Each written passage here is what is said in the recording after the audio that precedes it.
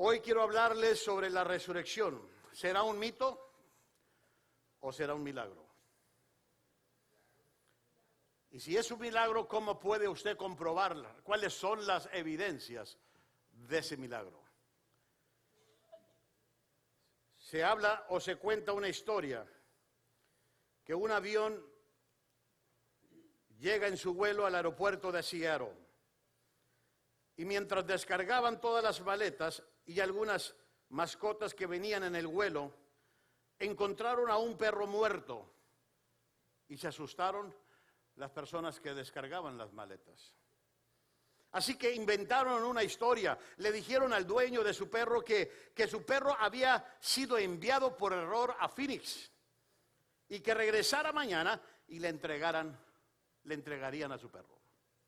Eso les dio tiempo a ellos para ir a la perrera para hacer y buscar un perro que se mirara igual al perro muerto de ese dueño. Compraron uno, se lo trajeron al aeropuerto, pero cuando le dieron al hombre su perro, él dijo, ese no es mi perro. Ellos contestaron, bueno, sí es, solo es que se ve un poco diferente. El hombre volvió a insistir, estoy seguro que ese no es mi perro. Así que estuvieron discutiendo por un tiempo hasta que finalmente uno de los maleteros le pregunta al hombre lo siguiente, ¿cómo sabe usted que ese no es su perro? El hombre respondió, es que mi perro estaba muerto y me lo traje a casa para enterrarlo.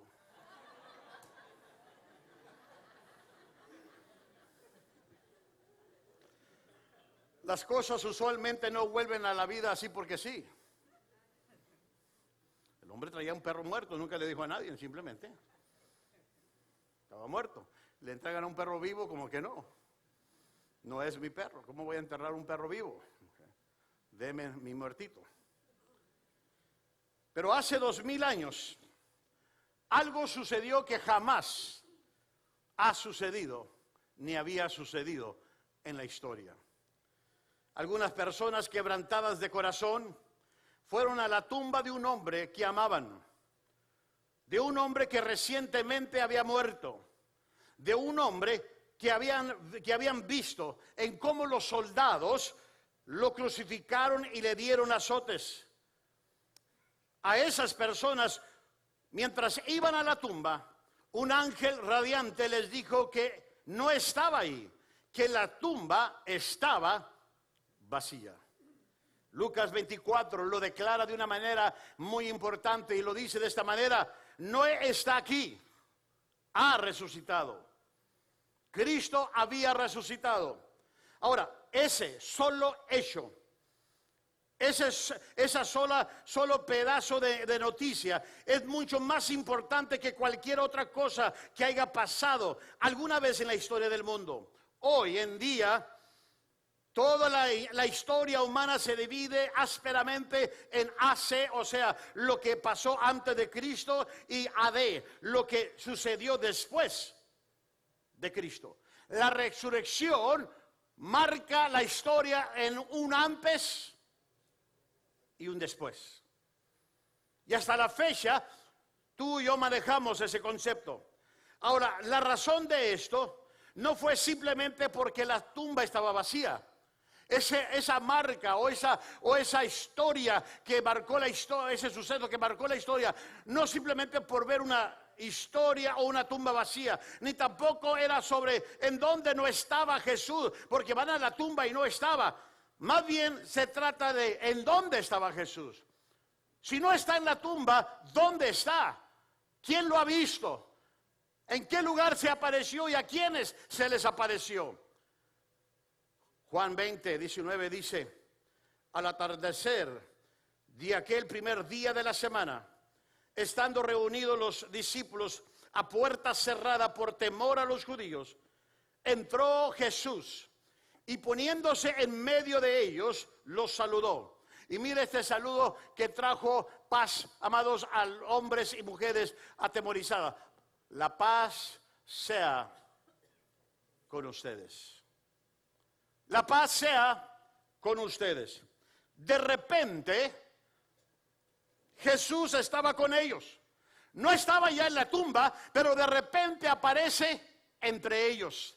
Se les aparece a ellos. Él les estaba haciendo saber a todos aquellos que tuvieron un encuentro con Jesús después de muerto, que ahora tienen una razón para vivir, que ahora tienen una razón para morir y tienen una razón para esperar más allá de toda la vida y para esperar más allá de toda la muerte. De repente Jesús está con María. Cristo le dice y le está comunicando a María: María, ya no tienes que ir por la vida teniendo más temor de nada, ni de siquiera de la muerte. De repente, Él está con Pedro diciéndole en esencia: no tienes que ir por la vida sintiéndote culpable porque fracasas a menudo, ni siquiera porque me has fallado al negarme antes de que muriera, puesto que ahora mismo te estoy restaurando. Cuando le dice: me amas, Pedro, me amas, Pedro, me amas, Pedro. Pero también estuvo con Tomás, y el mensaje de Cristo para Tomás fue: Tomás, ya no tienes que ir por la vida dudando de Dios ni de mí. Ahora puedes vivir con fe, esperanza y con gozo. Esas son las cosas que Jesús estuvo haciendo como evidencia de su resurrección. Ahora, eso que sí son buenas noticias, pero ¿serán verdaderas o verdaderamente nuevas? ¿O será un mito la resurrección de Jesús? Si ya vemos que se le apareció a ciertas personas y habló con ellos, inclusive dice la Biblia que hasta comió con ellos, ¿será verdadero todo lo que los discípulos estuvieron diciendo? Si usted vio la película, yo creo que usted dice: no diga nada porque quiero ir a verla cuando salga en DVD. Hermano, se le va a olvidar todo lo que le he dicho, mejor se lo digo ahorita. ¿Qué le parece? El soldado y todos los demás, excepto los discípulos, todos andan en busca. La ley de los judíos andaba buscando el Sanedrín, andaba buscando los Roma, Pilato lo andaba buscando, el soldado romano lo andaba buscando, porque ¿cómo puede ser que haya salido de esa tumba? Ahora, si es verdad que Cristo resucitó, entonces la resurrección significa que su pasado no es imperdonable. Si Cristo resucitó, entonces eso me asegura que cualquier pasado de cualquier persona no es imperdonable. Porque si Cristo tuvo el poder para levantarse de los muertos, tiene el poder para perdonar tus pecados y los míos. Y eso es lo que me lleva a la conclusión. No importa lo que tú y yo hayamos hecho.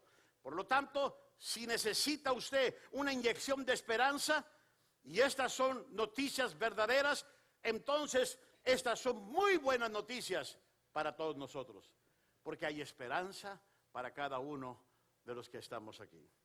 Déjeme hablarles a usted para poder comprobarles que la resurrección es más que un mito, es un milagro. Voy a darles evidencias para la resurrección, para que cuando usted, amado, se tope con alguien o un compañero de trabajo, porque hay mucha gente idealista sacando sus propias conclusiones, o porque ve el Discovery Channel o lo que sea, pensando que tienen la razón. Pero yo le voy a dar evidencia que les va a ayudar a creer y esperar en la resurrección. El apóstol Pablo escribe lo siguiente, en 1 Corintios dice: si Cristo no ha resucitado, nuestra predicación no sirve para nada, como tampoco la fe de ustedes. Así que ponga eso enfrente de usted. Si en verdad Jesús no ha resucitado, todo lo que predicamos, todo lo que decimos en que tenemos fe, de nada nos sirve. ¿Por qué? Porque predicamos de un Cristo muerto, de un Cristo que no se levantó de los muertos. Estamos poniendo nuestra fe en un objeto muerto, en un personaje que ya pasó a la historia y que ya no va a regresar, si es que Cristo no ha resucitado. Ahora, yo soy de los que creo que Cristo sí resucitó, y hay prueba de ellos, de que Cristo resucitó. Yo voy a darle a usted algunas evidencias el día de hoy. Número uno, la evidencia de la tumba vacía. Uno de los lugares en noviembre que vamos a ir a Israel que quiero ver es la tumba de Jesús. Me han contado muchas cosas sobre ella. he leído muchas cosas sobre ella. Ahora quiero entrar en ella. Y una de las cosas que si tú vas a cualquier cementerio, vas a encontrar una piedra donde dice quién está ahí, el año en que murió, pero no dice todavía cuándo salió de ahí. Ahí está. Cristo no. Cristo ha resucitado y la tumba que sirvió para su muerte por unos días quedó vacía. Como testimonio de la resurrección. Mire lo que dice el capítulo 24, versículos 6 y 7. No está aquí, ha resucitado. Recuerden lo que les dije o lo que les dijo cuando todavía estaba con ustedes en Galilea. El Hijo del Hombre tiene que ser entregado en manos de hombres pecadores y ser crucificado, pero al tercer día, ¿qué? Resucitará. Cuando usted lee sobre la resurrección, usted se va a encontrar algunas objeciones de la resurrección que la gente se ha inventado a través de los años. Y voy a darles algunas 2 o 3 de ellas, de cómo la gente piensa sobre la resurrección. Por ejemplo, la objeción número 1, que no está ahí, pero si lo quiere apuntar. La teoría que Cristo se desmayó, que Cristo no murió, que fue un desmayo simplemente. Mucha gente quiere razonar la resurrección de Jesús con un desmayo. Ahora, déjeme debatir esta teoría. Esta teoría fue propuesta en los 1800, a principios de los 1800. Ahorita ya estamos en el año 2000. 1800 y luego llegó 1900. ¿Cuántos se acuerdan de los 1800? Nadie. Ok, esta teoría salió, que no fue una muerte, que fue un desmayo. Donde esta teoría declara que Jesús no había muerto. Esta teoría dice que Jesús salió de la tumba porque nunca murió. Él pudo levantarse de la tumba porque en realidad nunca murió. El trauma de la pérdida de sangre sobre la cruz, sus heridas y todo lo que sufrió lo puso en una semicoma. Por eso Cristo se despertó. Fue el trauma de pérdida de cruz, el maltrato y todo lo que pasó que lo puso en una semicoma. Después, cuando lo bajaron de la cruz, lo pusieron en la tumba. Y con los aromas y lo fresco de la tumba, lo trajo de nuevo a la vida. Esta teoría nos dice que cuando Cristo salió de la tumba, que los discípulos pensaron que había resucitado. Simplemente era un desmayo, estaba en coma. Que no pudo haber levantado, no se pudo haber levantado de los muertos. Ahora, si esta teoría, escuche bien ahora mi debate sobre esto. Si esta teoría es verdadero o verdadera, eso significa que Cristo sobrevivió con éxito una paliza severa y la pérdida de mucha sangre. ¿Cuántos vieron la pasión de Cristo? Ok, dése una idea. Que Cristo sobrevivió la crucifixión y más pérdida de sangre. Que Cristo sobrevivió que una lanza traspasara su costado y de nuevo más pérdida de sangre. Que Cristo sobrevivió un entierro con más de 75 libras de especies en su cuerpo y ya debilitado. Que Cristo sobrevivió 3 días sin comida y sin agua y todavía perdiendo toda esa cantidad de sangre. Que Cristo despertó de la tumba después de esa coma sin ayuda médica después de haber perdido la mayor pérdida de su sangre. Se puso de pie con sus ropas de momia y ya habría endurecido alrededor de su cuerpo como el yeso. Cristo, débil, maltratado, sin la mayoría de su sangre, se pone de pie y logra caminar con esas ropas ya secas como el yeso, todo débil. ¿Qué almirante es eso? ¿No cree usted? Si un dolor de cabeza o de muela nos tumba, ahí le va. Y todavía Cristo tiene las fuerzas para mover la piedra. Sujeta a 4 guardias romanos altamente capacitados con dagas, escudos y jabalinas. Sansón le quedó corto. Caminó 6 millas hasta Emaún con los pies que habían sido perforados por los clavos. Si cuando tiene una uña enterrada, hermano, no puede ni caminar. Ahora los pies y caminar 7 millas con los pies perforados.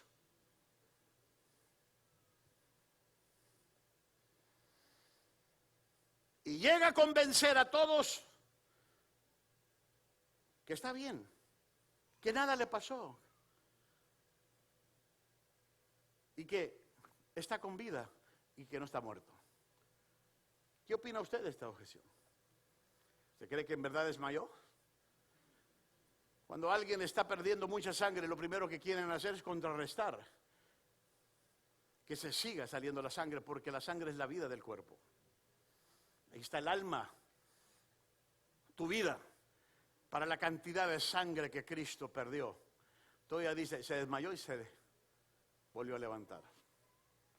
Así que esta teoría ya está descartada, ¿no cree usted? La segunda teoría o la objeción fue la teoría del cuerpo robado.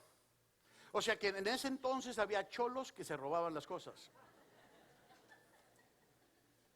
Explíqueme usted, que alguien me lo explique. Otros dicen que no era posible que Cristo resucitara de entre los muertos. Estas cosas no suceden así. Ellos dicen que el cuerpo tuvo que ser robado. Bueno, si el cuerpo fue robado, ¿quién se lo robó? ¿Quién fue el rata de 2 patas que se llevó el cuerpo de Jesús? Mire lo que dice Mateo 28. Después de reunirse estos jefes con los ancianos y de trazar un plan, le dieron a los soldados una fuerte cantidad o suma de dinero.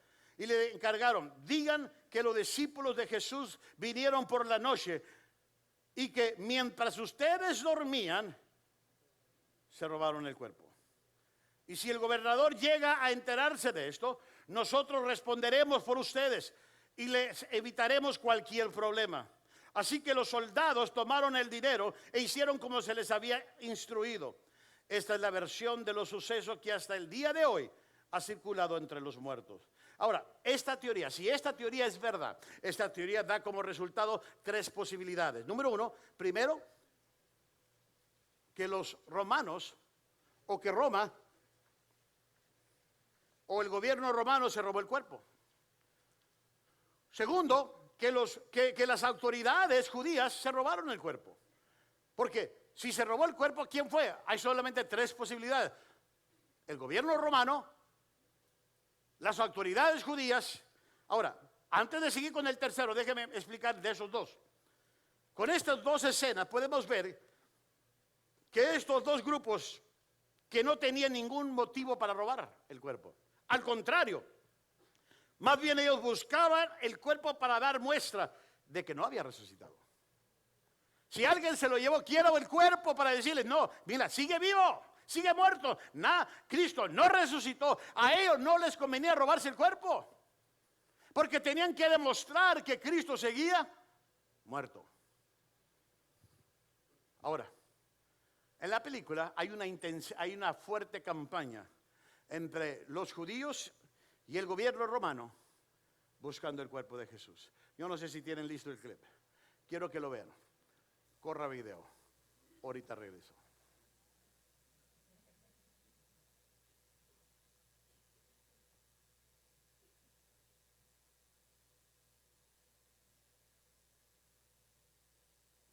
Gone. The Nazarene. Of course, the Nazarene. His tomb is stone empty. Who brought this news? The guards? Your guards are missing. Some simpleton reported it. Who did you put on the detail? I want them found and lashed to death, preferably. Let me investigate. Well, that will be helpful before Caiaphas and his pack of raving Jews show up here. Too late. Tribune. Shall we dispense with lies? The guards have told me. They came to you. Seeking sanctuary. I know the penalty for sleeping on duty. What happened? Exactly as I had predicted. The heretic's disciples came in the night and stole the body. Already they are proclaiming him risen from death. Will the people believe it? The weak will. Others want to. So we must announce the theft. Will they believe you? They'll believe the guards. If you don't kill them first. Endless. Proclaim it before this blossoms. It's not enough. Without a corpse to prove him dead, we have a potential Messiah. I want no doubt. Tiberius cannot arrive to unrest. We must find a body.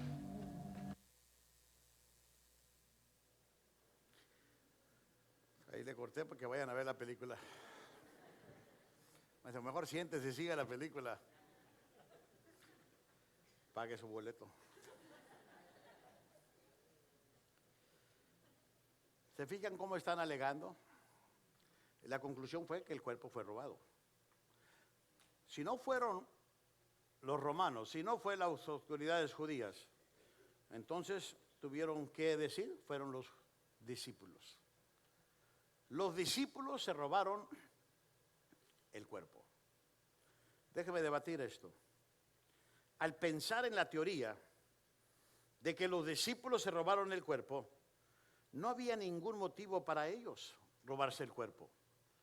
Voy a darles muchas razones del por qué no había motivos para ellos.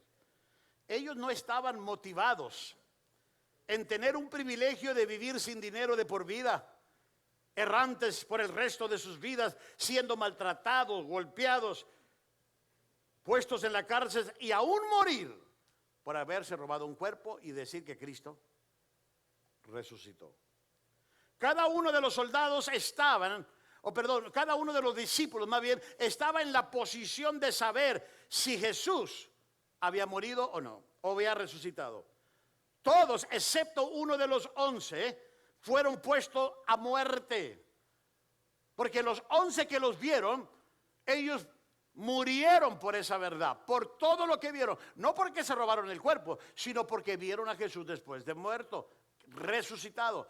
Excepto uno, Juan, que no pasó por la muerte cruel de crucifixión o como mártir. Juan fue desterrado en una isla donde escribió el Apocalipsis. Fue el único de los discípulos que nunca murió. 6 fueron torturados por muerte de crucifixión. Todos sufrieron persecución, incluso a muerte. En lugar de retractarse de su testimonio de que Jesucristo se les había aparecido y que Él era el Hijo de Dios. ¿Qué les costaba ellos decir, no es cierto, no es cierto, Cristo está muerto? Pero dieron su vida por algo que ellos habían visto. Ahora, déjenme explicar esto. La gente muere por su fe todo el tiempo. Pero ¿cuál es la diferencia? La diferencia es que la gente muere por su fe si creen que es verdad. Si creen que es verdad. Pero la gente no muere por su fe si saben que es falsa. Nadie muere por una mentira. Nadie muere. Prefiero confesar, a menos que estuviera bajo la PGR de México, ahí te hacen confesar. Aunque no haya sido, si fui, ya déjame en paz. Pero nadie muere por una mentira. Sin embargo, los discípulos estuvieron dispuestos porque vieron a Jesús, platicaron con Él, comieron con Él, convivieron con Él. Decir, Él vive. Y murieron por esa verdad. Y murieron, no se lo robaron. Cristo resucitó. La tercera objeción o teoría es la teoría de la alucinación. Que los discípulos estaban alucinando. Así que, ¿qué pasó con el cuerpo? Muchas personas piensan que todo fue una alucinación masiva. Ahora, póngase a pensar, una alucinación masiva.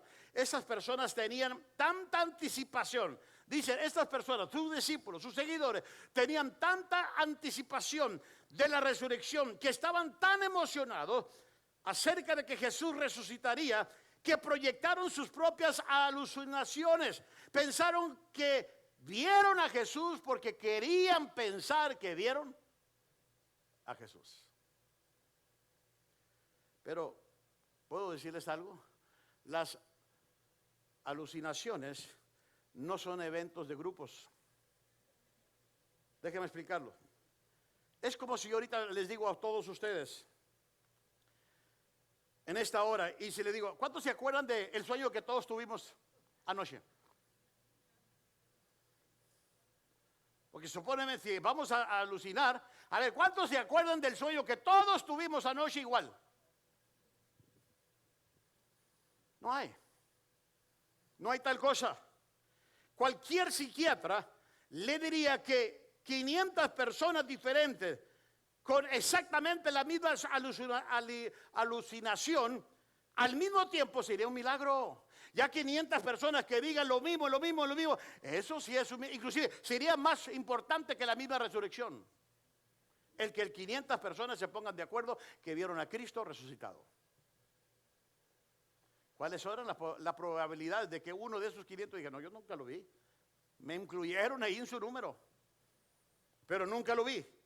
Los discípulos no esperaban, otra cosa que no creo que se robaron el cuerpo, porque no esperaban la resurrección. Cristo no lo esperaba, los discípulos no esperaban, inclusive ellos como seguidores de Cristo estaban aplastados, estaban perplejos, estaban desanimados, estaban asustados y deprimidos, habían perdido a su líder, no esperaban una resurrección física, no lo habían entendido. Pero también Cristo se le apareció a creyentes y a no creyentes. No solo a sus discípulos, les apareció a creyentes y a no creyentes. Miren lo que dice Hechos capítulo 2 versículo 22. Dice, varones israelitas. ¿Recuerdan del sermón de Pedro cuando fueron 3,000 personas salvas? Miren a quién se está dirigiendo, a creyentes y no creyentes. Dice, varones israelitas, escuchar estas palabras. Jesús el Nazareno, varón confirmado por Dios entre vosotros con milagros, prodigios y señales que Dios hizo en medio de vosotros a través de él. Tal como vosotros mismos que...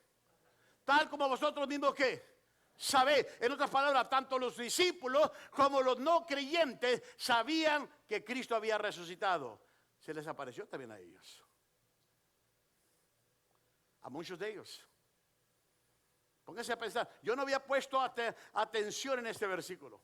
Porque Pedro no se está dirigiendo más a los 12. Está hablándole a la multitud que lo está escuchando. Está dando su sermón. Y muchos de ellos empiezan a entender, sí es cierto, se ha dicho que Cristo resucitó. Es cierto. Ahora, la historia nos demuestra que 3,000 personas de ellos ese mismo día tuvieron de acuerdo con Pedro y creyeron en Cristo. Ellos sabían que estaban hablando la verdad. Los discípulos estaban hablando con la verdad. La Biblia registra más de 500 testigos que vieron a Jesús. Lo vieron vivo. El creer en la resurrección, ¿sabe qué? En el momento que la gente oyó de la resurrección y el creer en la resurrección se desparramó como pólvora. Por eso hubo un avivamiento entre la iglesia primitiva. Los pecadores tímidos, los pescadores que estaban asustados, los contadores que estaban dentro de los discípulos fueron radicalmente cambiados. Se negaron a dar marcha atrás en su historia de ver a Jesús resucitado de entre los muertos. Nunca cambiaron su historia. Murieron por lo que ellos presenciaron después de la resurrección. Se sostuvieron a sus reclamos aún enfrente de la horrible tortura. El mismo discípulo, amados, que 3 días antes lo había negado. ¿Recuerda quién es? Pedro, que había retrocedido y lo había negado. Ahora cuando fue desafiado por una joven criada, ahora él está dispuesto a levantarse y declarar que la resurrección había sucedido. De hecho, fue la tumba un lugar de renunciar que Cristo no estaba ahí. La tumba pudo decirle, no está Cristo aquí. La tumba anunció que Cristo había resucitado. Amados míos, usted cree en un Dios vivo, en un Cristo vivo y lleno de poder. Nosotros no servimos a un Cristo muerto. Amados, el mundo ha querido razonar esto, ha querido justificar esto, pero no puede, porque las evidencias ahí están con testigos que vieron a Jesús resucitar. Así que esta tumba vacía está anunciando de que Cristo ha resucitado. Déjame darle la segunda evidencia, la evidencia de las profecías que se cumplieron. Mire lo que dice aquí la palabra en Juan 10. ¿Por qué acusan de blasfemia a quien el Padre apartó para sí y envió al mundo? Tan solo porque digo, yo soy el Hijo de Dios. Cristo está hablando aquí. Si no hago las obras de mi Padre, ¿no me creen? ¿No me van a creer si no hago las obras? Mire, lo siguiente que les puse ahí, se los puse porque quería darles a ustedes pruebas. Son algunas de las 300 profecías sobre la muerte y la resurrección de Cristo Jesús. No les puse las 300, no se asuste, les puse algunas. Ahora, ahí le va. De las 300 profecías que se habló de la muerte y la resurrección de Jesús. ¿Sabe cuántos se cumplieron? 300. 300. La muerte de Jesús fue predicha, fue profetizada. Su resurrección también fue profetizada. Miren lo que dice aquí. Voy a leerles algunos. Por ejemplo, entraría a Jerusalén en un asno. Entraría al templo. Ahí están las citas. Entraría al templo. Sería traicionado por un amigo. Vaya amigo. Sería vendido por 30 piezas de plata. La plata fue arrojada en el templo. La plata se utilizaría para el campo del alfarero. Sería abandonado por sus discípulos. Él sería acusado por falsos testigos. Guardó silencio ante sus acusadores. Dice, enmudeció, dice la Biblia. Sería herido y molido. Sería azotado y escupido. Se burlarían de él. Sus manos y pies serían porferados. Él sería crucificado con los ladrones. Las personas sacudirían la cabeza delante de él. Su ropa sería dividida y echarían suerte sobre ella. Le ofrecerían miel y vinagre para beber. Las palabras exactas de su grito de muerte se predijeron. Ninguno de sus huesos sería quebrantado. Su corazón estallaría literalmente. Su costado sería traspasado. Caería en la oscuridad en plena luz del día. Él sería enterrado en la tumba de un hombre rico. Él sería resucitado de los muertos. ¿Qué más pruebas quiere usted de la Biblia, amados? De que Cristo no solo murió, resucitó y que esto ya estaba predicho. Así que tenemos, amado, la evidencia de las profecías que se cumplieron. Número 3, la evidencia de los testigos oculares. Lo que vieron antes y después. Y esto sí es importante, porque mire lo que dice Hechos 1:3. Después de padecer la muerte, hablando de Cristo, se les presentó dándoles muchas pruebas convincentes de que estaba ¿qué? Les daba pruebas ¿qué? Convincentes de que estaba ¿qué? Vivo. Durante 40 días se le apareció y les habló acerca del reino de Dios. Se les apareció, lo vieron. Lo vieron. Ahora mire lo que dice Primera de Corintios. Porque ante todo les transmití a ustedes lo que yo mismo recibí, que Cristo murió por nuestros pecados según que las Escrituras, que fue sepultado, que resucitó al tercer día según que las Escrituras, que se apareció a Cefas y luego a los 12, después se le apareció a más de 500 hermanos a la vez, la mayoría de los cuales viven todavía. Fíjense lo que está pasando aquí. Pablo está diciendo la mayoría de los cuales viven. Ahorita voy a hablar de eso. Aunque algunos han muerto. Luego apareció a Jacobo, más tarde a todos los apóstoles. Por último, como un nacido fuera de tiempo, se me apareció también a quien. Es lo que está hablando Pablo. Mire, Pablo hace mención de las 500 personas. Y las referencias sobre las 500 personas nos dicen que la mayoría de ellos aún vivían en el tiempo en que Pablo escribió esta carta. Ellos fueron mencionados con el hecho de sellar el argumento que Pablo estaba haciendo. Hubiese sido muy fácil que alguno de esas 500 pudieran desafiar a Pablo, diciendo, no, Pablo, no es cierto, a mí no se me apareció. Si me mencionas dentro de esos 500, no se me apareció. Amado, mire, yo soy predicador. No se necesita de mucho para que las personas quieran oponerse a un predicador. Hay gente que cuando yo predico se oponen o dicen no estoy de acuerdo, y más cuando hablo del diezmo hasta tiemblan, les entran espíritus chocarreros. ¿Okay? Y se oponen al predicador. ¿Qué le costaría a uno de esos 500 oponerse a Pablo y decir no es cierto? Pablo, no es cierto. Ninguno. Todos dieron testimonio de que Cristo había resucitado. ¿Puedo decirles algo? Dice la Biblia que todo se prueba entre 1 o 2, máximo 2 o 3 testigos. Aquí había más de 500 testigos, incluyendo a los 500, a los 12, a Pablo y todos los demás los que vieron. ¿Qué más testigos puedes tú tener? Pablo está escribiendo esta epístola cuando aún muchos de ellos están vivos y podían ver desafiado, cuestionado lo que Pablo estaba diciendo. Pero no lo hicieron, porque todos estaban conscientes de lo que habían visto. ¿Qué más prueba necesita usted para servir a un Cristo viviente? A un Cristo que puede cambiar las cosas. La última evidencia, y con esto termino, y el pueblo de Dios dice, ya quieren que termine, ¿verdad? La evidencia de las vidas cambiadas. Yo creo que esta es la mejor evidencia que se puede dar de que el poder de la resurrección es el poder que cambia las vidas. Dice la Biblia en Juan, y conocerán la verdad, y la verdad los hará ¿qué? Libres. Cuando la gente viene al conocimiento de la verdad, de que Jesús es el Hijo de Dios, de que Jesús resucitó, no solo murió por ellos, sino que resucitó por ellos. Amados, esa verdad los hace libres. Cuando la piensa, veamos los discípulos. ¿Cuál fue la reacción inicial de sus discípulos? Mire, si vemos a los discípulos antes de la resurrección, vemos a hombres que todos corrieron. Cuando Cristo lo arrestaron, ¿qué pasó con todos? Se desaparecieron. Y no era el rapto. Le corrieron. El único que siguió de lejito, ¿sabe quién era? Juan y Pedro venía. Después Pedro se fue cuando lo descubrieron, ¿no? Que era cristiano. Okay. Pero recuerdan cómo iban todavía. Esto es antes de la resurrección. Los discípulos huyeron. Pedro volvió a la pesca. María, ahí le va. María vino al sepulcro al amanecer del primer domingo de Pascua con especies. ¿Por qué venía con especies? No para encontrar un Salvador resucitado. Ella venía para ungir un cadáver. Escuche bien. Ella no venía con la esperanza de que ahorita voy a ver si el cuerpo no está ahí, si no, pues voy a limpiar y barrer y recoger todo lo demás. No, ella venía a ungir ¿qué? Un cadáver.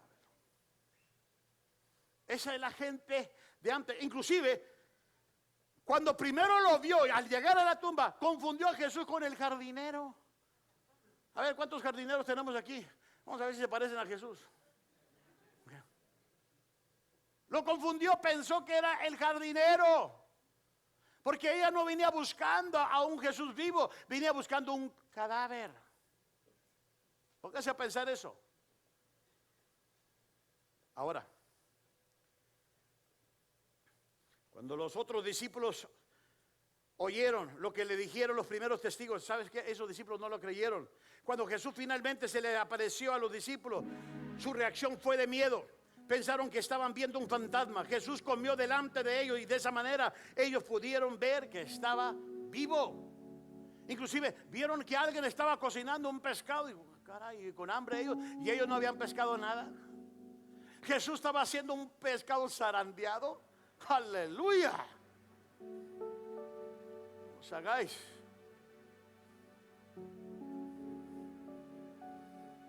No solo eso. El clásico ejemplo de Tomás, el incrédulo. Tomás no estuvo presente cuando el Señor se le apareció a los discípulos por primera vez. ¿Sabe lo que él dijo cuando le contaron? Necesito ver para creer. Por eso la siguiente semana ahí estaba Tomás y llega Jesús y Jesús se dirige a Tomás y le dice: Tomás, aquí estoy. Mira, mis manos. Sí, Señor, Señor mío y Dios mío, dijo. Lo confesó como el Dios poderoso. Pero Jesús, mira, ¿sabes qué? No solo vea, mete tus dedos por aquí. Quiero que tú veas lo que a mí me pasó. Ahora, cuando yo hablé del cielo, ¿recuerda?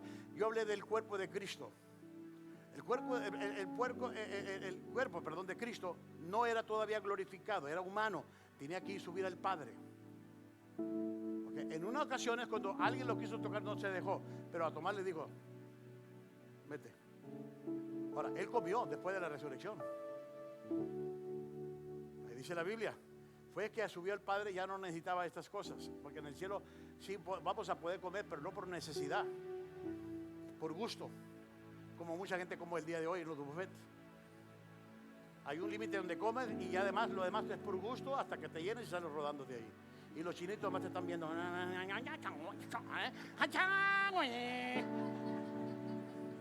Porque no sales, ya lleva 2 horas, estás esperando la cena. ¿Verdad que van y le quitan todo para que usted se vaya y va a agarrar otro plato?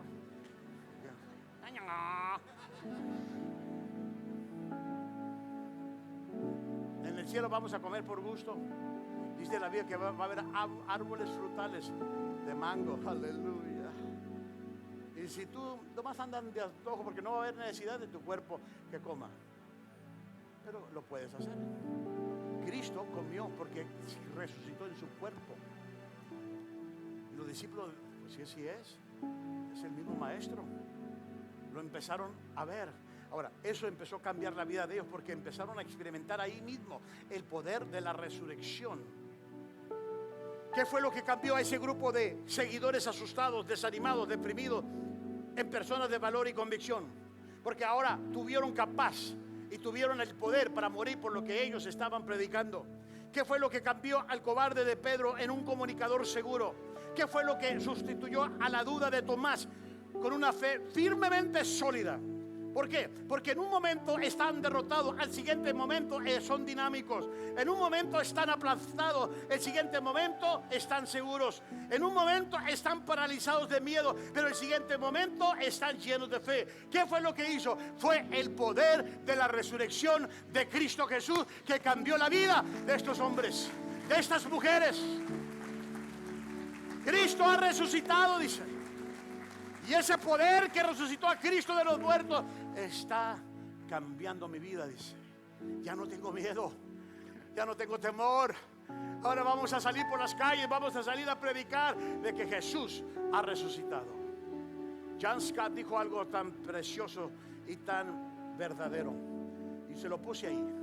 Y dijo: la transformación de los discípulos es quizás la mayor prueba de todas para la resurrección.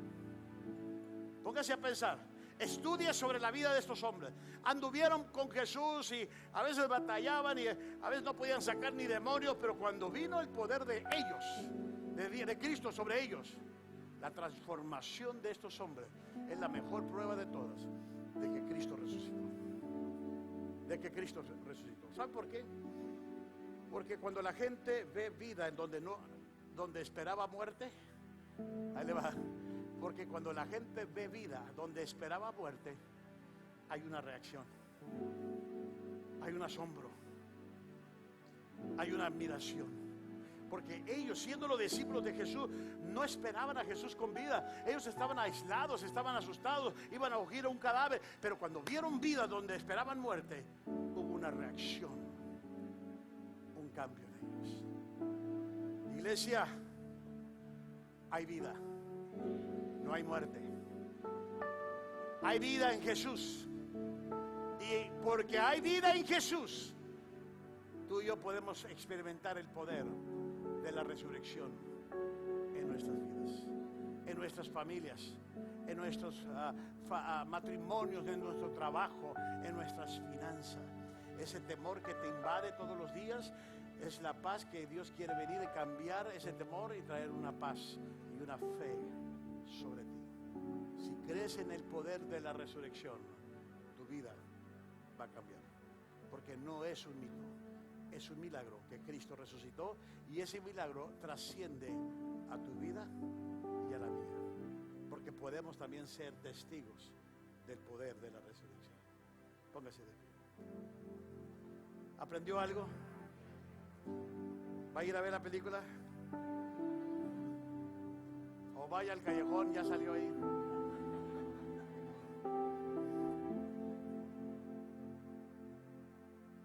No está pirateada, es cloneada, hermano. Pero véala. Voy a orar y ahorita va a pasar Oscar. No sé si va. Me dijeron, nada más canten un canto así cortito y luego pasa Oscar. ¿Qué les parece? ¿Por qué no levanta sus manos al cielo? Y dígale al Señor: yo espero mi milagro. Yo espero mi milagro. El poder de la resurrección puede darte ese milagro. Puede cambiar tus circunstancias. Puede mejorar tu vida, tus finanzas. Cree en el poder de la resurrección. Tú y yo servimos a un Dios vivo. Naón y Alejandra, cree en el milagro que Dios va a sanar a tu hija. A Isel, yo te veo aquí, Isel. Cree en ese poder. En ese poder. No importa cuál sea tu enfermedad. Si estás deprimido, desanimado, cree en el poder de la resurrección. Padre, gracias por enviar a tu Hijo, por darnos a tu Hijo, por dar vida a nosotros. Cristo vive y ahora está manifestando su poder en cada uno de nosotros. Yo declaro un milagro, el milagro de la resurrección en la vida de tu pueblo. Que haya sanidad, que haya paz, que todo temor, todo miedo, todo desánimo, todo espíritu aplastado por Satanás, Señor, que se ha levantado en el nombre de Jesús. En el nombre de Jesús.